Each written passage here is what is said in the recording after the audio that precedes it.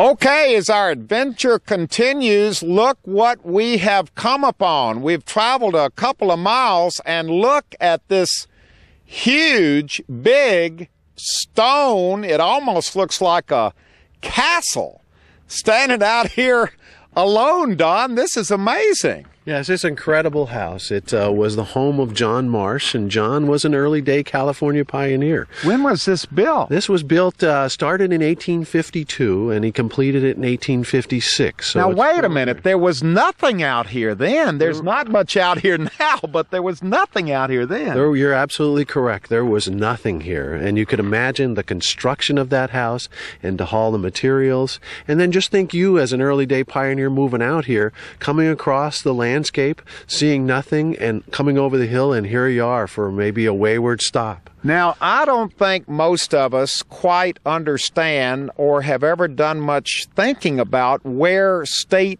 parks come from, where the original idea to make something a park comes from.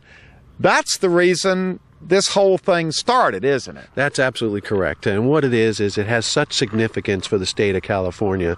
And this was the first purchase. It was one of 13 acres. And then a short time thereafter, in 2002, we acquired the other 3,500 acres. So initially, you just got the house and the 13 acres, and what were you going to do with it? Or did you even know for sure? Well, our plan was, at the time, was to interpret the history of John Marsh, because he was such a significant character on the early day California, and the reason why so many people moved out west was because of him.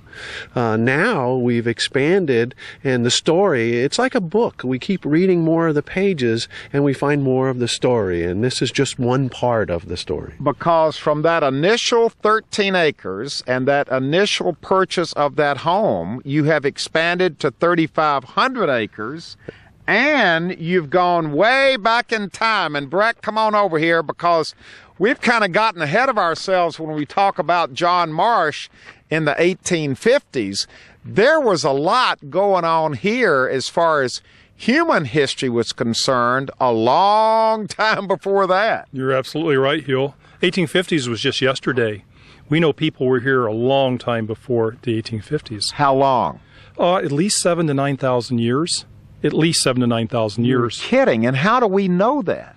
Well, the archaeological work that's been done over about the last 50 years here, but especially in the last 4 or 5 years, has pushed that time further and further into the past. And what have you found? How do we know for sure? Are we finding remnants of those early societies? Absolutely. Going all the way back to John Marsh's time, Marsh wrote that when he built this house that we're looking at here, he found burials as they were creating the foundations. So even as early as John Marsh's time, we knew that this was a large archaeological site. In recent years, though, we pushed the boundaries further out geographically and further back temporally to, like I say, at least 7,000 to 9,000 years. I have no doubt that archaeologists working here 10 or 20 years from now will be telling you 11 or 12,000 years. We'll keep pushing it further back. So this makes this area right here, this 3,500 acres in this state park, one of the richest archaeological areas anywhere in California. Without a doubt. Definitely one of the most significant archaeological landscapes in the state park system and the state of California. Was it kind of a surprise to you when you started finding all of this? It was to me. I mean, it's an area that you would expect to have a lot of archaeology, but I don't think anyone expected what we know is here now. So how do you preserve this? How do you make this a part of the experience that we will have when we come here in the future to visit this park? The great thing about our state park system is that we have people on the staff from all types of fields: interpreters, engineers, maintenance professionals, managers, archaeologists, and working as teams, we create general plans that will work, that'll tell us how to manage the park, and then we have staff that can do that so that we can balance all those different things that we have to balance of getting the public in, protecting the resources, and telling the story. And telling the story here will be exciting. So, Don, this is all going to be this big kind of an ongoing story to tell about the ancient inhabitants of this land thousands of years ago, the Marsh story, the John Marsh story, and then the natural story, the beautiful story of people being able to come here to camp and hike and horseback ride and bike and do all the things that people do in beautiful places like this. Right. We've just touched on the cultural and archaeological history. We have a whole resource history in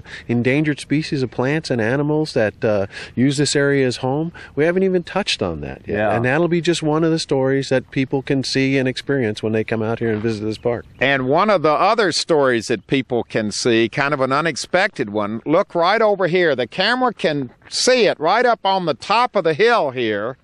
When you first purchased this land, there was nothing around here. Now, that is you tell me, going to be a 1,500 home development built right on top of the hill. So now this park takes on added significance because it's going to be this wonderful oasis, this wonderful place for people to come and see yesterday's California in the midst of all of this development that's going on. Yeah, absolutely. In the development, you're going to have new neighbors, new folks living there and occupying the same site that was occupied 9,000 years before.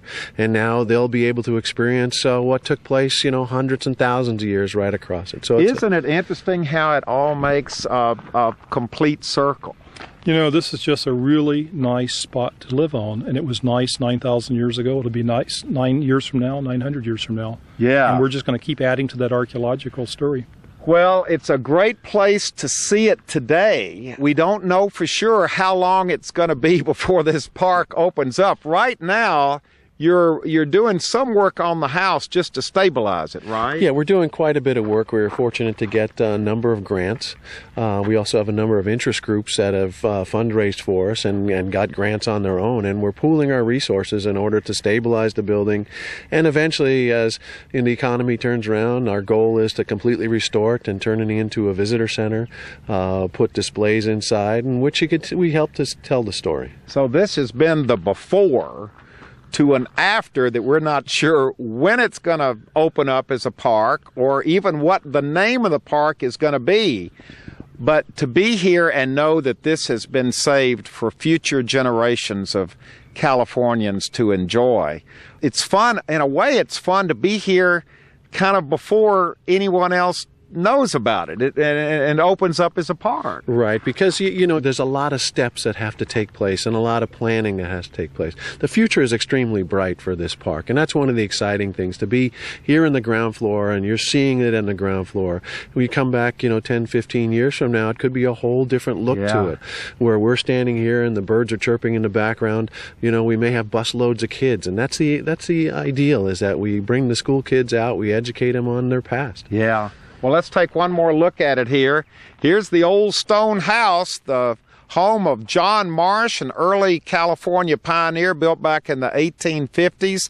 It's the centerpiece of what will one day be open to the public for all of us to enjoy.